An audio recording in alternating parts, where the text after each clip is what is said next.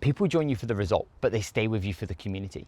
Building a great coaching community is one of the hardest but most rewarding things that you'll ever do. And if you want better results, retention, a stronger reputation, and you want more referrals in your business, you can't afford not to be doubling down, obsessing, and really prioritizing building a great coaching community. It's been one of the biggest frustrations that I've had, and it's also been one of the most proudest achievements that I've been able to create over the last 5 to 6 years. And in this video, I want to walk and talk you through what are the key pieces of the jigsaw puzzle that you need to have in place if you want to build an incredible community that's sticky, that people love, that they're proud of, and they want to tell everybody about. So let's head over to the whiteboard. I'm going to give you an insight. The first question to ask yourself when it comes to building a strong community is, who does somebody become when they step into your world?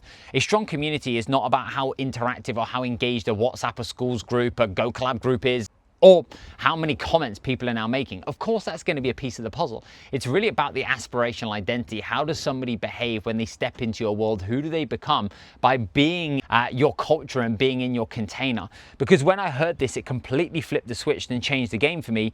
Instead of thinking like transactional, low level, it was more aspirational, and we were looking at depth rather than width. So who does somebody become when they step into your world? And second question to ask yourself is, how do we do things around here? If you want to know how strong your culture and how strong your community is just now, ask 3 to 5 of your best clients, how do we do things around here? And just see what they say in terms of the behaviors that you embody, how do they think. That will really help you understand the level of strength that you have just now. And based upon those answers, that will give you a little bit of a guiding light to help you understand what do we need to do more of, what do we need to do less of, what is it we need to communicate, and what is it we now need to be able to go and put in place. So let's have a look at what are going to be some of the key elements tactically that you need to go and implement, and you need to be able to go and plug and play. So if we think about strong community, we're going to break this down into 3 different areas. Number 1, we've got connection. And the first thing inside connection is actually language. And this is where so many people are going wrong with ChatGPT and AI and everything else. Like, it's your quirks, your perks, your little isms that I like to call them, which is like, what is the terminology? What is the language? What are the words that you now use? Inside the High Performance Coach, we had for so long, do what you said that you would do. It was build a business your way, get the person thriving, the people and profit will follow. It's the person's first approach. If you think about Nick Bare as an example, it's the go one more, Ollie March on, it's like a life without limits. So I want you to think about like, what's the language, what's the terminology that people kind of define and align themselves towards when they think about you and they think about what it actually is that you do. Because one of the most defining pieces of a strong community, I believe, is the language that people take on and the references that they continue to use. So make a list of just what are the phrases, what are the themes, what are the words that really stand out for you, and how can we make sure that there's that level of repetition that people can start to take on. One of my great clients a couple of weeks ago asked me, Joe, like, what makes up a great community? How would you know? And for me, it's not about like the interactions in a social media group. It's actually the identity they embody. It's the openness where they feel seen, heard, understood. They feel like they can be themselves, and you feel as though that you get all of them. And I think thirdly, it's actually the language that they use, and actually are they adopting behaviors and language that actually align to what it actually is that you do. Number 2, people want to be valued. And when it comes to being valued, everybody values value in a slightly different way. And we have 5 different core emotional concerns that we need to be able to think about whenever we're thinking about the role that somebody plays inside a community. So we have affiliation, we have appreciation, we have autonomy, we have role, and we have status. And it's not about one being better than the other. It's just simply understanding when somebody's inside of your coaching culture and inside your container, what actually is it that they value? What's really important to them? And how can we make sure that we're going to be able to give them exactly what it is that they're now looking for? Now, people aren't just going to have one in isolation. They might have 2 or 3. But it's really appreciating and looking at, okay, what does this person really value? And how can I give them more of that, and also respect and appreciate what they don't value so I can ensure that I can give them less than that? So, perfect example, you might have somebody inside the community that absolutely loves having a role. They love contributing, they love supporting, they love helping and providing for others. Inside of your community, it might be a great piece for you to be able to have that person now welcome every new client into the coaching business. They might potentially do little meetups and run little events. You might give them a small role in terms of answering questions. And we have several people inside the High Performance Coach that really value this. They bring people together when we run events. They organize lots of other pieces outside of those events. On the flip side of that, you might have somebody that really values autonomy. They don't really want to be put into a system, and they don't want to have rules, and they don't want to have things that they're now going to have to follow. They actually value having that level of fluidity, choice, and openness. So if we're now trying to get them to do certain things and behave in certain ways that makes them feel like they actually haven't got choice, that's going to be a limiting factor that will then create friction in terms of how they connect, how they communicate, and how they engage. It's understanding what do they need and how do they need it, which is going to be essential. And you have also other pieces like status, appreciation, and affiliation is just them being proud to represent and be a part of what it actually is that you do, and how can you share and showcase that. Appreciation is just that reinforcement of appreciating them being a huge part of the community, them referring people, them engaging, them interacting. And we also have status as well, which is how you're seen in society. And again, how can we position, or how somebody's seen within a group? So how can we celebrate, or how can we highlight, or how can we demonstrate that, which gives them what it is that they're now looking for. And this isn't about trying to manipulate or trying to use in any way, shape, or form. It's just trying to understand what's important to somebody, and then how can we make sure that we can give them the best experience and get the very best out of them. And then finally, we have identity. And the thing that I love about this is just when somebody comes into your room, they don't necessarily know how to behave. They don't know how to do things because they've maybe had previous experiences, they've been in different rooms, and therefore they actually don't know what to do. So for me, like, one of the most important things is like, this is how we behave. This is how we do things. This is who you're stepping into. So identity is now like, who is it that you become? And how can we create, again, that language, communication, container, and environment, not by just telling, but by also showing. So I want you to think about, like, what is it that you do? What is it you don't do? And just being able to make a list, which again will give people a level of understanding around, well, how do you do things? And what is it they can now go and step into? Second thing we've got is the person. This could have actually been the first. When you think about the person, the first thing we have is you. It's going to be your story. People don't buy into coaching, they buy into people. Your story, your journey, what you've been through, what you've experienced, that relevance, that relatability is going to be absolutely integral. Because without that, you're just competing on information, you're competing on value. So your story and actually why you do what you do is going to be such a key piece that people want to be able to understand, because we want to be able to have people inside your world where they feel like you get me. That's the thing that brings people together. And really important to note here, it can be so easy to get caught up in thinking, I need to put myself on a pedestal instead of being on a platform with people. And the problem is, if you're on a pedestal and you're so far ahead of people that they can't resonate, they can't relate, they can't connect, or you don't talk about the vulnerabilities, the challenges, the experiences, the struggles, the setbacks that you've been through, then it will often create a disconnect. So what we've got to think about is, of course, you want to and need to be one step ahead, because otherwise you can't coach and you can't guide and you can't lead, because if you're in exactly the same place as your clients, well, you haven't been able to walk the path that they are now looking to walk as of yet. But it's actually, how can I create a platform? Which, in all honesty, for me is coming down to two things. How can I show more empathy and also authority? Empathy is helping people feel seen, heard, and understood. Authority is, well, this is what I've done, this is what I've achieved, this is what I've experienced, this is what I've been through, here's the lived experiences that I've had, the highs, the lows, and everything in between. And so this is now why I do what I do and why I can communicate, coach, guide, lead, and talk about these things. One big game changer for me was then starting to realize that people don't need me to be on a pedestal. People don't need me to be perfect. People don't need me to have it all figured out. They don't need me to have all the answers. What people need is actually me. They need to see the good, the bad, the ugly, the challenges, the setbacks, the struggles.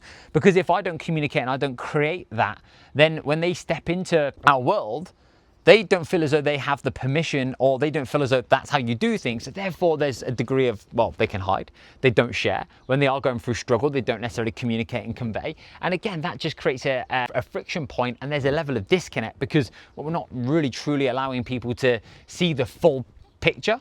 We're just only showing them part of it. So your story is going to be essential, and how you show up, how you live, and how you behave is going to be integral. And just demonstrating, actually, these are the challenges, these are the struggles, these are the vulnerabilities, these are the lessons, these are the insights I'm going through, is going to be pretty important. Secondly, we've got your mission, your vision, which is really like, I just think about this of like, what's the big problem that you now want to solve? And why do you want to solve that problem? Why is that important to you?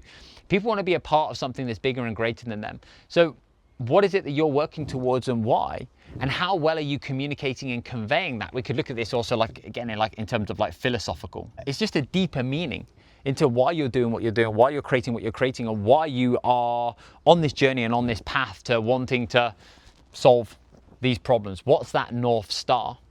And then finally, we've got standards. And for me, this is just living it and also learning it, and recognizing and appreciating that it's going to be that level of aspiration, but also empathy, relatability, and authenticity that's actually going to connect people to you.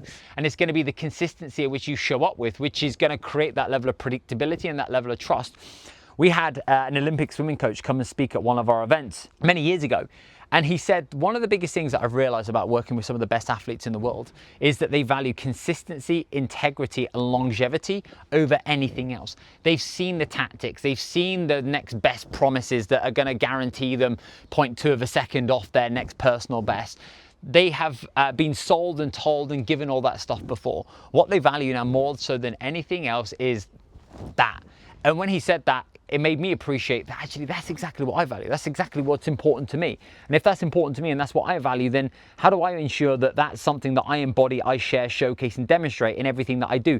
Even though there's that thing inside your brain sometimes it's like, what's the shortcut? What's the easy thing that I could go and do? Maybe that's something that I'm missing. Maybe that's something I could go and deploy. And it's being able to hold fast and stay true. So what are the standards that you're now living by? And the final piece just on here is actually the positioning. What's the hill that you're now willing to die on for what it actually is that you stand for and you stand against? And one of my mentors recently said to me, in order for you to attract 100 perfect fit clients into your world, you need to repel 200. And this isn't about calling people out or being negative. This is about just getting really clear around like what actually is it that you stand for and what is it that you stand against? What is it that you believe in? And there is a level of thought leadership within this. Like, what are your ideas around how you do things? So to give an example, for me, I believe that you can build an even more profitable business by building it your way. By being able to get really clear around the profit you want to make, the clients you want to work with, and the freedom that you want to be able to create. You don't have to follow the norm, you don't have to follow the crowd, and you don't have to now use copy and paste tactics and use somebody else's success system to get to where you want to go. I believe that you can create your own rules, and you need to get clear around what it actually is that you're optimizing for. And when you operate from that space, in that place, you have more energy, you create more magnetism, you have a greater degree of fulfillment, you build a business that complements and gives you more life, and as it grows, you get more freedom and not friction. So that's really kind of what we believe in and what it is that we stand for. And so when you think about the villain, it's like, well, who are the enemy? And it's not one sole individual, it's other kind of principles and other beliefs that other people convey that you just want to be able to use as like an us versus them mentality. So think, what's the flag on the ground? What's the hill that I want to be able to stand on? What is it that I well and truly believe in that maybe secretly deep down you're a little bit afraid around communicating because, well, there's going to be that judgment. And one frame that I said to clients yesterday that is really a North Star for me is your message and your story won't be for everybody, but for the right person, it'll be everything. And I read that a little while ago. And again, when I read that, I was like, that's so powerful because I like to be liked. I am a serial people pleaser and I want everybody to have a good time and I want to create a container. I want to do the best for everybody. But I realized the more you try to do that, the more you start to suppress and you actually lose yourself and you don't really communicate and convey what it is that you stand for, or you try to alter your story, your narrative to try and fit in, to try and blend in comparison to saying, no, actually, do you know what? I need to bring even more of me because that will then create the magnetism and will pull and gravitate even more perfect fit clients towards me. And that message and that story is going to be so important for those individuals. And finally, we've got process. So the process side, we look at number one, what have your clients got to look to, what have they got to be excited about? If you've just got a check-in and maybe a program update, there's not that level of excitement as something for them to be able to look forward to. So what actually is in the pipeline right now? What's in the calendar? What is it they can now go and look forward to that actually is going to make them feel excited and is going to give them something to kind of really work towards? Now, this might potentially be an event. It might be a challenge. It might be a get together. It might be a meetup. You might bring in a public speaker. You might be running some type of competition inside the program. You might be launching something new. So what is it they've got to really look forward to that they can be excited about, that gives them something to work towards, that is so much more than just a transactional process? So we run 6 events every single year. We have a pipeline of little mini micro teachers. We're always releasing new assets and resources that are going to benefit people. We run competitions inside the program every single month, and the winners will basically get a fully expensed trip to come and spend 2 days with me in Portugal. So there's lots of things outside of the thing. Also, from a process perspective, what does somebody get as soon as they come into your program? What is that 5-star experience that you're now giving them? And this doesn't need to be hundreds of pounds, but how can you make them feel something?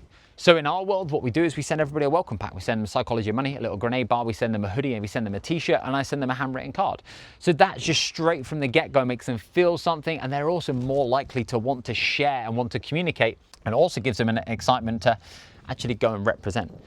The second thing that we have is Ascension. So what's the customer journey that people can go through? What are the different levels that they can now start to work towards? Are there challenges? Are there awards? Are there certificates? Are there new opportunities for them to be able to ascend and maybe work with you in different platforms and in different ways and in different formats? Even from a customer journey perspective, what are the different phases that they're now going to go through? Like ultimately, who are they becoming at each level and at each version of the process that they're now going through with you? And then finally, we've got the platform, we've online. This is about understanding your market. Not everybody wants to be in a WhatsApp group. Not everybody wants to be in a schools group. Not everybody wants to be in a Facebook group. People have lives, people are busy, and maybe back in the day, that would have been the thing when COVID was around, where people just needed a platform to be able to connect and engage.